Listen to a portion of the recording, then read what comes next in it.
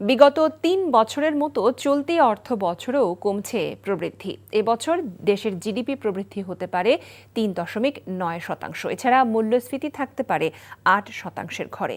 অর্থনীতির প্রধান দুই সূচক নিয়ে এমন পূর্বাভাস দিয়েছে বিশ্বব্যাংক। বুধবার সংস্থার ঢাকা অফিসে প্রকাশিত হালনাগাদ প্রতিবেদনে এসব তথ্য জানানো হয়। আরাফাত ইসলামের রিপোর্ট।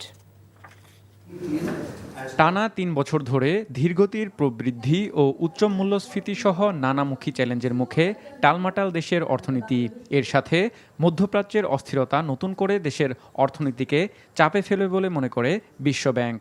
এতে চলতি অর্থবছরে দেশের জিডিপি প্রবৃদ্ধি কমে দাঁড়াবে ৩.৯% এবং মূল্যস্ফীতি ৮.৫% অব্যাহত থাকবে বলে জানিয়েছে বিশ্বব্যাংক। সংস্থাটির ঢাকা অফিসে বাংলাদেশের অর্থনীতি নিয়ে প্রকাশিত সবশেষ হালনাগাদ প্রতিবেদনে এসব তথ্য উঠে এসেছে।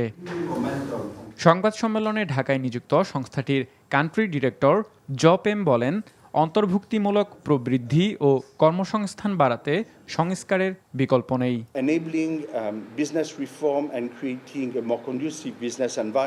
ব্যবসায়িক পরিবেশের উন্নতির জন্য নীতি ও প্রাতিষ্ঠানিক সংস্কারের বিকল্প নেই।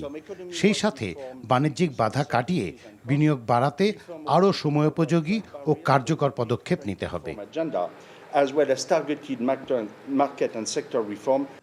সামষ্টিক অর্থনীতির গতিশীলতা বাড়াতে স্বল্প ও মধ্যমেয়াদী নীতি বাস্তবায়নের তাগিদ দিয়েছেন বিশ্বব্যাংকের ঢাকা কার্যালয়ের সিনিয়র অর্থনীতিবিদ ধ্রুব শর্মা।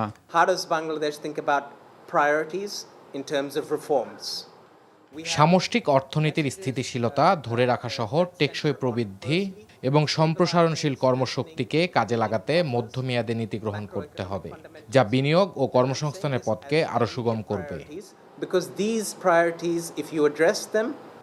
এছাড়াও বিশ্বব্যাংকের এই প্রতিবেদনে দেশের সামষ্টিক অর্থনীতির পাশাপাশি ব্যাংকিং খাত টেকসই প্রবৃদ্ধি ও কর্মসংস্থান সৃষ্টি সহ দারিদ্র্য কমানোর বিষয় গুরুত্ব পেয়েছে। আরাফাত ইসলাম, এনটিভি নিউজ, ঢাকা।